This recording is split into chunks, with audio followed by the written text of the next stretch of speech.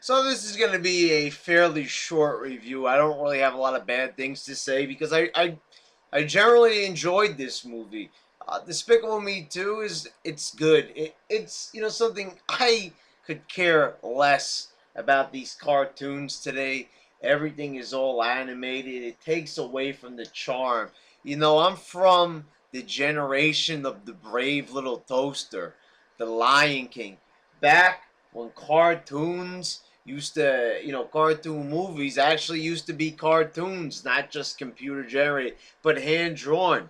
Those motherfuckers used to have to draw every single thing in like a flip book formation. Can you imagine that? And now they're just designing things on computers? That's not artistry.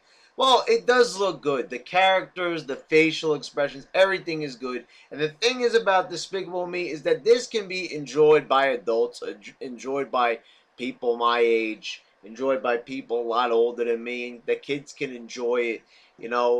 That's what's great about this movie. Now I'm looking at the trailer for the movie like Turbo with the snails and stuff, and all these things are like too babyish. Even for kids, it's like a little bit like too much. Like I'm just thinking back to like old like movies for kids. Like they were always enjoyable for all ages. I mean, you think back to like something like The Lion King, or even movies lesser than that. You always had enough charm and the combination of some grit and emotion that allowed that to happen. And this one does to a point. There are some adult themes, nothing crazy or anything, but to say the very least, it can be enjoyed by just about anybody, and it's a good movie. I like it. The film doesn't have that same appeal as the first. It's not definitely not as good as the first one. The whole thing with Gru,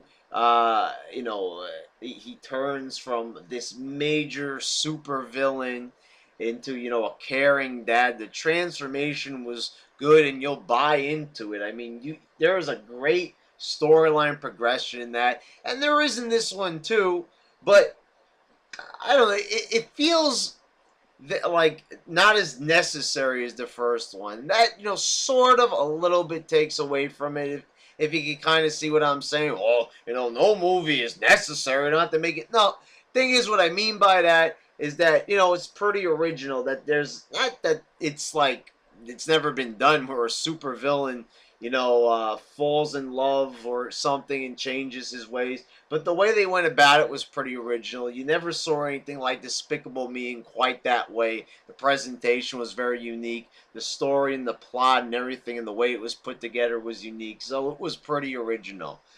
Um, this one is more like, like it didn't really need to be made, but it really works as a good sequel. And like I really shouldn't even be like knocking any part of it, but it's definitely a good follow-up. If they were going to make a sequel to it, like if this was my movie, I probably wouldn't have made a sequel off of it. They want to make money, that. But the thing is, personally, as a director, I would be satisfied with the first one. I really don't think that there's much of a follow up. Um, you don't really see in this movie like how all the girls are like kind of changing or growing up. It may have been a little bit more interesting if the girls were a little bit older. The oldest girl, can't really quite. Oh, Margot. Yeah, just remembered her name. The oldest one, she, coincidentally falls in love, like it's her first love, and it happens to be the main super villain's son. That's an interesting twist. But then all of a sudden, like that storyline gets pushed aside. Once Gru finds out that that guy is indeed the villain, um, and that's like a little bit bizarre. It's like Margot just sort of forgets about that kid and all that. That's kind of weird. I guess you could write it off that he found out that uh, that his dad is one of the biggest supervillains. But the way I was just like forgotten about and not mentioned, that part seemed a little cheap. And that was like not the major part of the story, but it was, a big part of the movie. Gru's concerned. He's the dad now. He doesn't want anybody hurting his daughter. So that aspect of it was interesting. But the other kids they're not as important as the first one. And that sort of bothered me. See, that's the thing. Things bother me in movies. Very passionate about film and movies.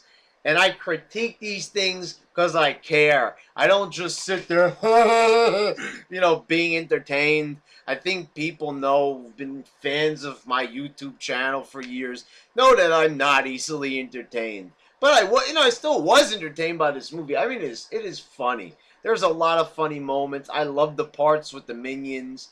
That is definitely a very creative part of the movie that I enjoy. And I like that they give you enough of the minions, but not too much where it's overkill. Oh, but I'm going to get to that in a minute. It has nothing to do with this movie, but another one. But I'll mention that right before this video ends. So overall, the villain is not as funny or clever as Vector. They go with this typical, luchador masked guy owning a Mexican restaurant, but it's a front because underground, he's this, big time super villain with a giant, like, advanced lab. And the thing is, he takes the minions and he turns them into beasts. And that was pretty original. I enjoyed that part. So I guess that worked. But the villain was nothing like Vector in there. I really preferred Jason Segal's performance over Benjamin Bratt. I don't know. I wasn't really connecting with that supervillain. He wasn't making me laugh. Just very stereotypical, like the way how he gets into his lair is he's got to play, the Mexican hat dance thing. But that leads into another gag, where Gru dances and he gets he gets the beat wrong, and then there's booby traps falling down. So when part of the movie gets cliche or just like they make up for in other ways, and that's what makes it a good film. Because if there's anything that's like not great, it's made up for with it being paid back double with something funny or just something so overwhelmingly cute. That's what it was. It's a very cute movie, and it's very well done. And it's like something that, like, you could be proud of your kids for liking. I don't have any kids, but the thing is, I enjoyed it for what it was. It's an entertaining family movie. So yeah, I really don't have too many big qualms about this. I mean, if you enjoyed the first one, I loved the first one. I still think the one's better. Just the whole story and everything. Just like I said, decent follow-up. But not like the best. Not like, really, really great. Like I said, I don't really think there needed to be like a full-on sequel to this one. But, if they were going to make one, this is probably the best way of going about it. Now, so go see it. Total recommendation, especially if you have seen the first one. You don't need to see the first one to see the second one. You'll pretty much get it if you didn't. But this is what I'm getting pissed off about with this one. Okay, so, as I said, the sequel wasn't totally necessary. It would have been fine as a standalone movie. Like, I don't even count the other Lion Kings, really. That definitely didn't need to be made. Those were totally unnecessary. They fooled around with the chronology of the story even. I never even watched them, but I've heard things, and that just me knowing things pisses me off. So I try not to think about those. But this is making money. That's what it's all about. That's why they made stuff like Lion King, 1.5 and Lion King 2 and what have you. Cashing in. And this is how they're cashing in next. 2014, the end of 2014, they're going to come out with a Minions movie. Overkill. Too much. It's funny. The Minions are hysterical, the stuff they do, especially in the part in this movie when the fire alarm goes off and they start breaking through the walls with the axes and the hose and all that. I thought that was really fucking funny. But doing a whole movie, that that's just overkill. It's too much. It's too much. It really is. You can't have a whole show or movie about stuff. They've done that, like tried to turn comedy sketches into full shows, and it never works. It never does. And this is the thing. It's like these are little comedy sketches, perfectly paced and placed during the movie, so it doesn't come off as annoying or like just a distraction. Like it's just like natural flowing humor, and I enjoy that. But this, I just sense a lot of forced humor coming up. The fact that they're gonna put them in there without Gru or anybody else, and they're gonna be out on their own adventure. See, this is the thing. They don't talk. You can't understand what they're saying. So how are you going to have a whole story? And I know the hardcore fans of Despicable Me, and there's a lot of them, are going to say, you don't know that. I mean, I think I can kind of predict these things. Because as I said, whenever they do spin-offs, it usually always fails. Because there just is not enough. Because they're taking, one part that is just like charming. Like, for example, not a big fan of it, but Friends. The show Friends. They tried to give Joey his own show because people love that character. However, when they removed Joey from the rest of the group and put him in his own show, it failed miserably. Understand what I'm saying? Similar. Comedy and all that, but, like a character that's there, they didn't overdo it. He's not in every single scene. He's not there for every minute of the show.